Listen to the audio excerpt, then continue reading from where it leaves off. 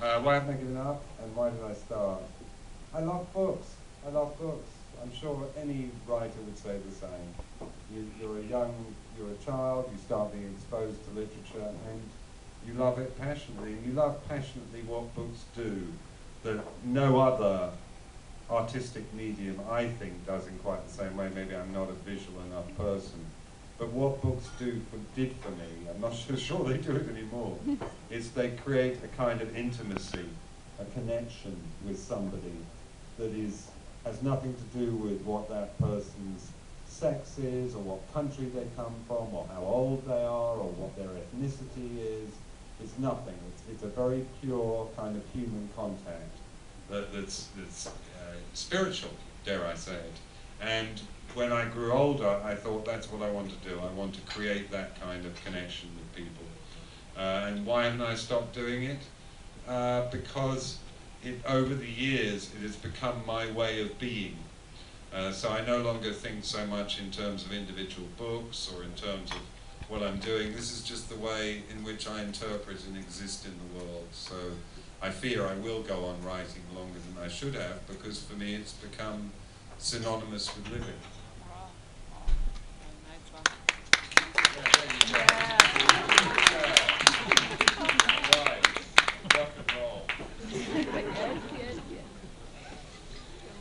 Does that mean that you felt that you wanted to be a writer before you became a writer? I mean, there was a period when you wanted to be a writer, but you weren't writing. Yeah, I very consciously wanted to write fiction from about the age of 14. But you didn't start when you were 14? Not really, not properly, no. I was too intimidated by it, because the writers that made me want to be a writer were Dostoevsky and Kafka, you know, and until I was in my late 20s, I didn't feel any capacity to do that. I felt oppressed by their genius. And when I was 26, I had my first child was about to be born, and I thought, I've got to do this. I've got to do it. This important milestone in life can't go by without me seriously trying to run it. There you go. What about you? Well, my models, the things that inspired me were not as elevated as yours, I don't think. I started writing, as what you said in the introduction, when I was about 8 years old. And, I was reading. I didn't grow up in a very literary household. It wasn't a household full of books.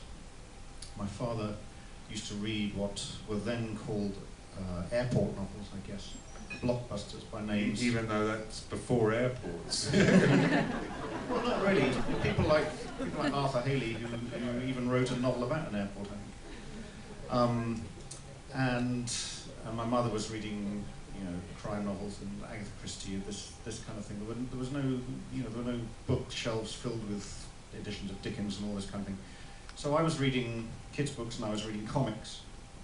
And the first thing I wrote was an imitation of the comic strip story I was reading, and I couldn't draw. I still can't draw, so I didn't try to duplicate the pictures, but I just stole the characters and started inventing stories around them. And these stories got longer and longer.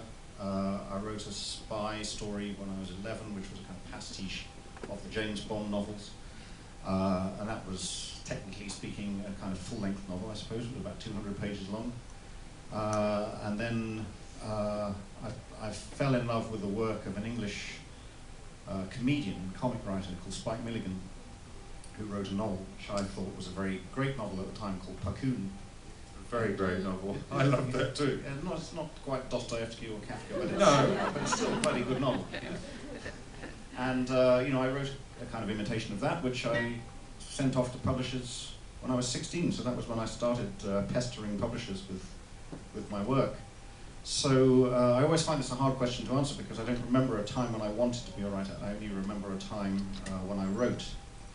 But what Will says strikes a very strong chord with me, this sense that writing becomes your way of being in the world, and life actually becomes unimaginable without it. And I can usually only answer this question in a negative way, which is that I write because when I'm not writing, I'm unhappy and restless and nasty to be around, and you know, I become a person who is ill at ease in the world and in himself. So I have to write for that reason. I just consider myself incredibly fortunate that I've found an audience, and I can carry on doing what I do because people want to read what I write. It's an incredible stroke of good fortune, which many people who feel similarly about me about writing don't have. So I just consider it a privilege and a stroke of good fortune.